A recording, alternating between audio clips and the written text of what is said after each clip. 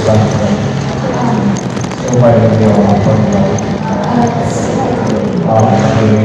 Sama-sama natin ang ating pagkukulang upang tayo maging marapat sa banal na pagkukulang.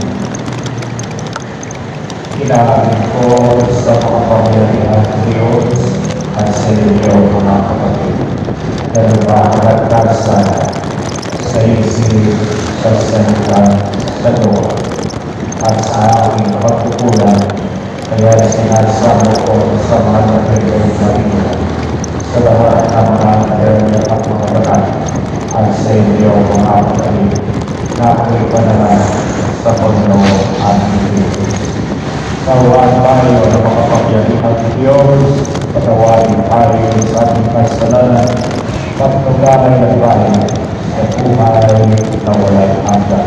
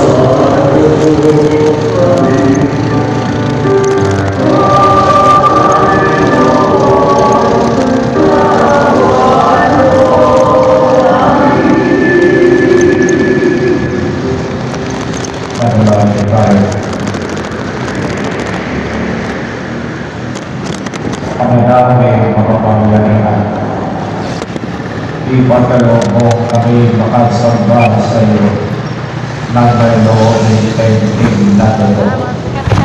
Kami ay magmahalan sa aming kapwa-tao nang may damdaming ibinubunsod ng iyong Espiritu sa pamamagitan ng Kristo kasama ng Espiritu Santo magpasawalang hanggan.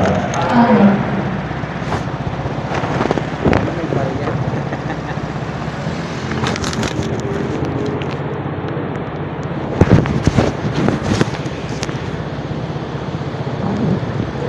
Pagbasa mula sa sulat sa mga Hebreyo. Mga kapatid, magpatuloy kayo nag-iibigan bilang magkakapatid kay Kristo. Salamat. Huwag ninyong maligtaan ang pagpatuloy sa mga tagaibang bayan. Kanilang gumawa nito at nakapagpatuloy sila ng mga anghel na di nila nalalaman. Damayan ninyo ang mga nagpipilanggo na parang kayo'y nakabilangguring kasama nila.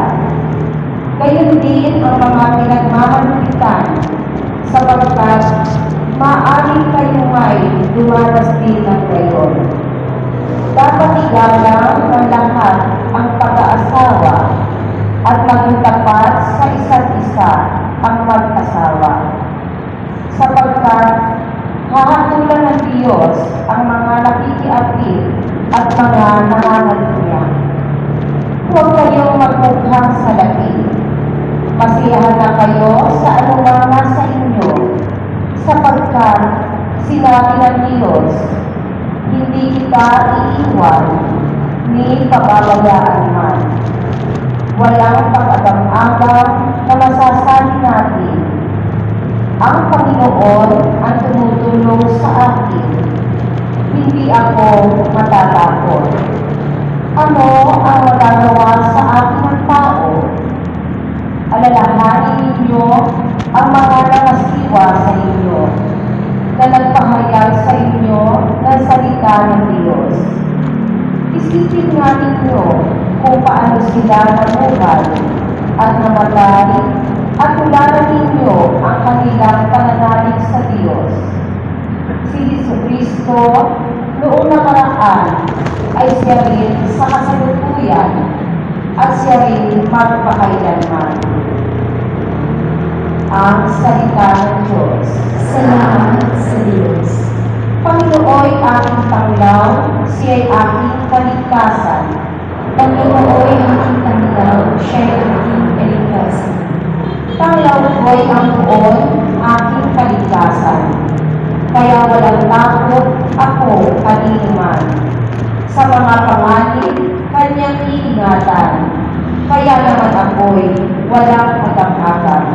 Panginooy aking tanglaw, siya'y aking kaligtasan. Kahit sa lakayin ako ng kaaway, magtitiwala rin ako sa may kapal. Panginooy aking tanglaw, siya'y aking kaligtasan. Iingatan ako kapag may pagabag. Sa banal na templo'y iingatang ligtas. Itataas niya sa batong matatag. Panginooy aking tanglaw, siya'y aking kaligtasan. Ang kaanyaya mo'y lumapit sa akin. Huwag kang magtutugil, ika'y hahanapin. Huwag kang magagalit, huwag mong itatakwil. Ako katulong mo at iyong alipin. Panginooy aking tanglaw, siya'y aking kaligtasan.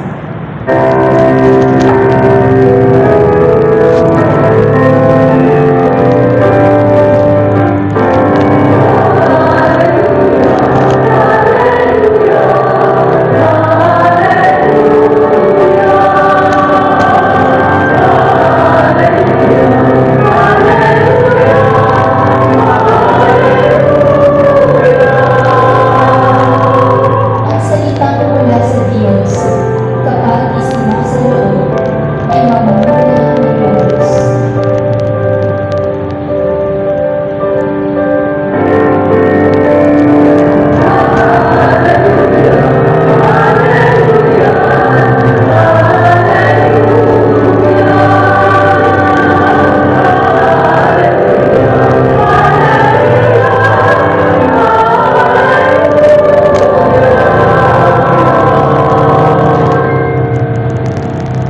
Sumayo ang Panginoon.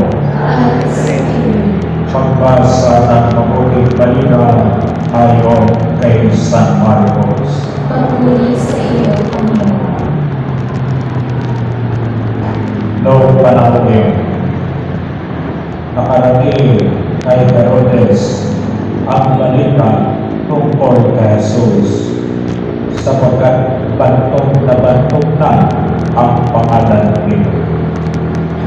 May nagsasabi, siya ay si Juan Bautista na pinuling binuhay, kaya nakagagawa siya ng mga himala. May nagsasabi naman siya ay si Elias.